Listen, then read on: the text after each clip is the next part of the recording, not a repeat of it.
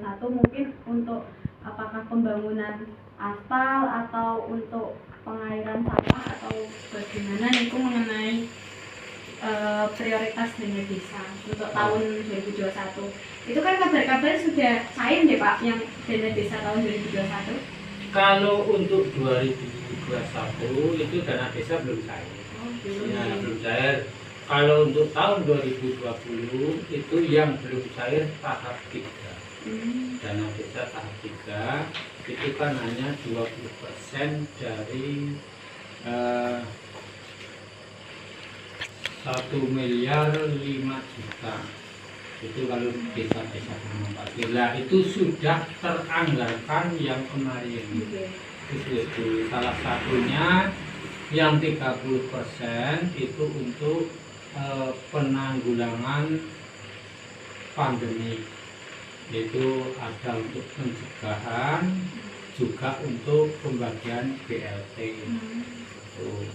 Di Desa Gelombang Pasir pada waktu itu ada KPM atau itu penerima bantuan dan bantuan langsung tunai yang disebutkan dengan BLT itu ada berjumlah 94. Itu ya penerima dari dana desa. Nah pada saat itu dibantu oleh dana kabupaten yang disebut Bansus. Nah itu 50 juta dibagikan untuk BLT itu mendapatkan 27 juta. Nah berarti berjumlah semuanya itu 121 orang. Penerima dari Desa Gelombang Pasir itu. Gitu. Berarti memang kalau yang masalah BLT itu dianggarkan dari dana desa itu ya Pak? Oke, dari dana desa dan juga dari dana kabupaten yang kemarin. Iya. Iya.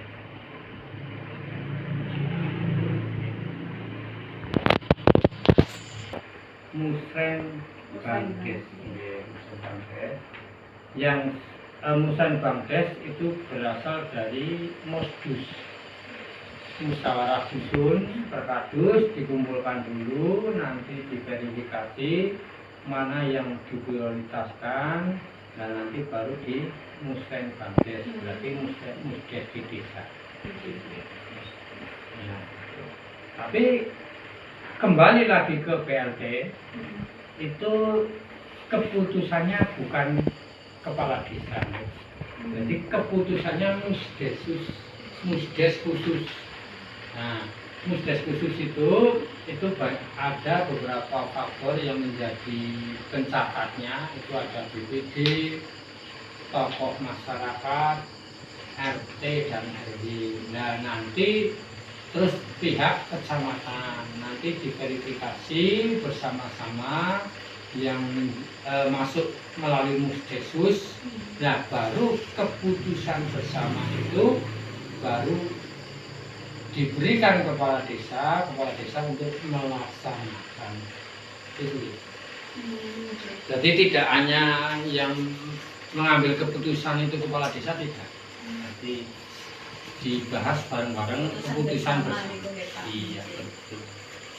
Terus terkait niku Pak, kalau di Desa Gelombang Pasir sendiri itu kayak permasalahan yang menonjol ataukah mungkin perairan di sawah yang kurang atau mungkin pengaspalan jalan atau apa niku Pak yang paling menonjol? Oke. Kalau Desa Gelombang Pasir kemarin memang saya mempunyai visi dan misinya terwujudnya Desa Gelombang Pasir yang transparan, maju, sehat dan mandiri. Nah, memang di sini kebanyakan warga Desa Gelombang Pasir hampir 65% kan bahkan lebih itu rata-rata petani. Dan petani itu belum tentu memiliki sawah. Kebanyakan nyewa atau beli kontrak sistem tahunan. Nah, di sini di daerah Kadus 3 berdampingan dengan Kadus 4, yaitu Kadus Pulau Kulon dan Kadus Jati Kandang itu kan hanya tada hujan. Maka dari itu saya punya program irigasi baru dibangun sekitar 450 meter. Nah, itu untuk perairan. ya, untuk perairan irigasi dengan target dan tujuan saya yang pertama tentu meningkatkan kesejahteraan masyarakat khususnya petani. Karena apa? Nanti apabila ada irigasi sampai tanah di wilayah Jati Kandang dan Wulan Kulon tentunya akan memperingan biaya pertanian bagi petani. Satu, dari airnya, terus operasionalnya pun juga lebih murah karena tidak memakai mesin pompa. Terus juga tentunya biaya pertanian pun juga lebih murah, kan seperti itu. Insya Allah mudah-mudahan dengan adanya irigasi itu untuk penghasilannya meningkat karena lebih mudah menggarapnya. Itu sudah. Berarti terkait program irigasi itu apakah sudah berjalan atau baru direncanakan? Sudah berjalan. Sudah tahap berjalan. pembangunan. Iya, tahap pembangunan sudah mencapai 450 meter. Nah, sumber dana untuk tahun ini, tahun 2020 itu aspirasi. Iya, aspirasi dari APBN itu melalui Dewan. Ya, bukan dana desa yang diambil atau yang dibutuhkan oleh APBN, bukan, tapi itu aspirasi dari Dewan. Kalau terkait sawah itu Pak, sawah yang selatan itu masuk Gelembang Pasir apa bukan di Pak Pereng Kidul itu? Tanah yang mana yang SD Gelembang Pasir 5 Ya. Kidul, lain Ya. itu kan wonten sawah niku nggih Pak. Nggih. Niku sawah termasuk Gelembang Pasir napa mboten gitu Pak? Oke, baik, saya tanya. Memang di situ di dekat desa, perbatasan desa itu ada yang tanah milik, ada yang tanah milik desa, dan juga ada yang tanah milik angkatan darat. Oh, sing sawah niku nggih. Nggih, itu ada itu. Nah, tanah desa kalau tidak jauh lah, tapi insya Allah mendekati benar itu 2 bau 100, berarti kalau 1 bau itu kan 7.000 meter, berarti kali 2 berarti 1.400 ya, karena lebih jauh berarti 1.500 meter persegi ya, itu milik desa, aset desa. Nah, selebihnya itu milik tanah angkatan darat.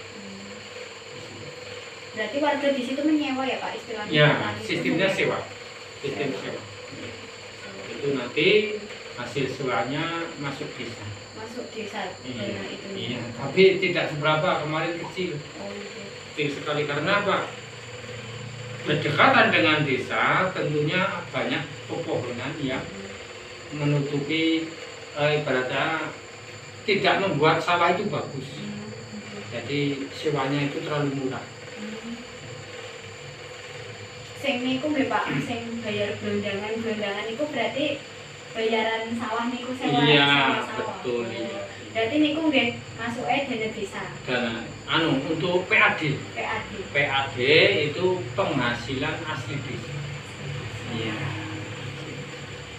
Nah, mudah-mudahan nanti ke depan kalau Desa Gelembang Pasir bisa menciptakan wisata desa, nah, agar dengan tujuan bisa meningkatkan PAD, ya, penghasilan asli desa. Kalau nanti PAD-nya itu besar, tentunya desa akan lebih maju, masyarakatnya lebih sejahtera. Insya Allah nanti bisa membantu warga masyarakat desa Gelembang Pasir khususnya seperti anak yatim, mungkin anak-anak yang punya prestasi, yang susah tidak bisa melanjutkan belajarnya, itu nanti bisa membantu kepada rekan-rekan yang mengalami seperti itu. Kalau program pemberdayaan sendiri di Desa Gelembang Pasir itu untuk warga masyarakat apakah ada Pak? Ada. Justru sekarang digalakan untuk pemberdayaan manusia. Oke. Bahkan nanti kalau fisiknya sudah selesai, fisik ya ada aspalan, ada irigasi. Nah itu yang saya pikirkan apa? Sumber daya manusianya. Karena apa? Tanpa sumber dayanya manusianya baik, desa untuk maju itu akan lambat. Kan seperti itu, tidak susah tidak, tapi akan lambat. Karena apa? Memang infrastruktur penting sekali, tapi lebih penting lagi itu sumber daya manusia. Pola pikir. Nah, salah satunya pola pikir, punya rasa memiliki kepada desa. Itu yang terpenting. Karena apa? Desa membutuhkan pemikiran orang banyak, membutuhkan kerjasama kepada masyarakat dan pemerintah desa.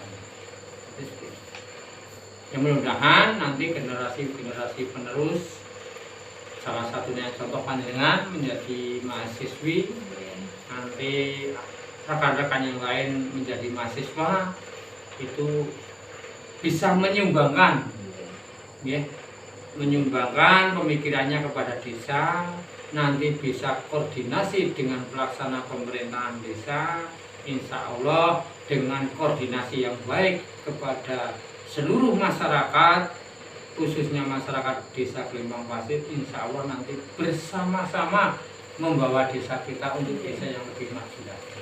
Itu harapan kami.